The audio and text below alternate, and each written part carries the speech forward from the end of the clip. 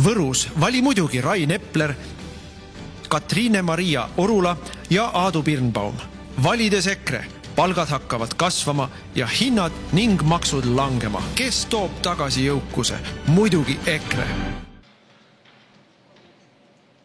8 minutit, palun. Aitäh, austatud istungi juhataja, head kolleegid, head kuulajad. Meie riigis valitseb maksukaos. Kristen Michal lubas lõpetada maksufestivali, aga selle asemel tõi ta meile maksutsirkuse. Peaminister lihtsalt spontaanselt žongleerib maksudega, sõltuvalt kas siis oma reitingust või prognoosidest. 2% tulumaksu juurde, siis 2% maha, teeme ettevõtete tulumaksu, siis ei tee ikkagi ettevõtete tulumaksu, teeme maksutõusud ajutiseks, muudame need ikkagi püsivaks, teeme automaksu, kaotame automaksu, ei ikkagi jätame automaksu, aga muudame seda, teeme mõned kosmeetilised soodustused ja muudatused. Nüüd siis eelmises punktis oli esimesel lugemisel eelnõu, et lastega peredele hakatakse automaksud teatud ulatuses kompenseerima.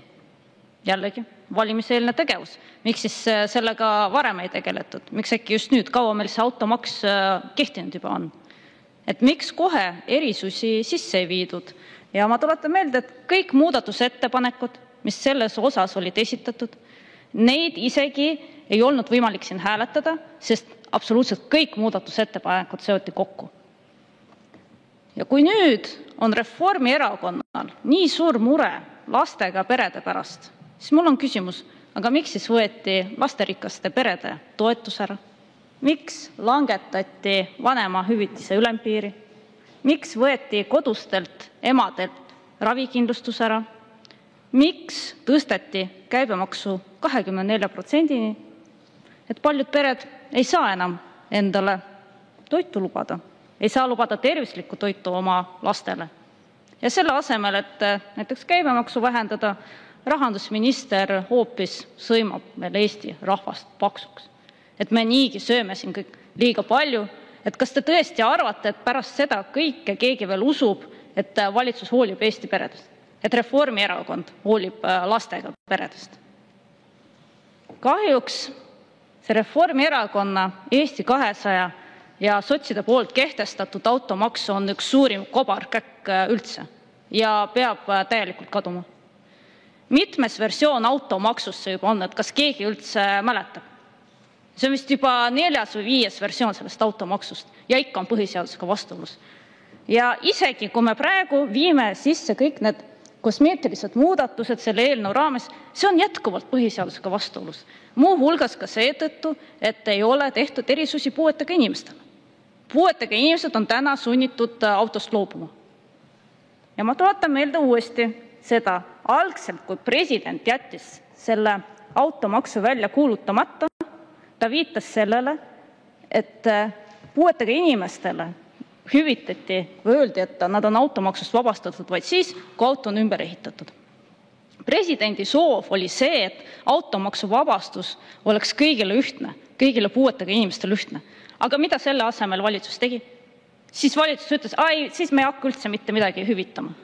Siis üldse ei tulegi teile mitte mingit erisust. No teeme mõned väiksed toetused, et küll saate hakkama. Ja täna juba mitmes kord puuetega inimeste koda on pöördunud Riigikogu poole. Ma mäletan, need kirjad olid juba varem, juba eelmine aasta. Nüüd uuesti pöördutakse ja mitte keegi ei tee nendest välja. Tänane koalitsioon lihtsalt ei tee sellest välja. Aga tuletan meelde ka seda, mida ütles sotsiaalminister Karmen Joller. Tema üldse ütles, et tema jätab igasugused regulaarsed kohtumised puuetega inimeste kojaga ära. No sellega on ju kõik öeldud. Et see ongi suhtumine. No, rääkimata sellest, et tegelikult me ju automaksu puhul räägime mitmekordsest maksustamist. Inimesed juba maksavad automaksu.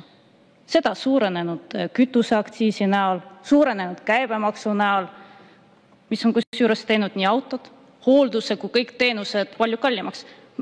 täna paljud inimesed sõidavad katkiste autodega, see on eraldi on sellest kirjutatud uudised, kuidas meil inimesed sõidavad katkiste autodega, katkistel teedel, mis lõpuks võib päris halvasti lõppeda.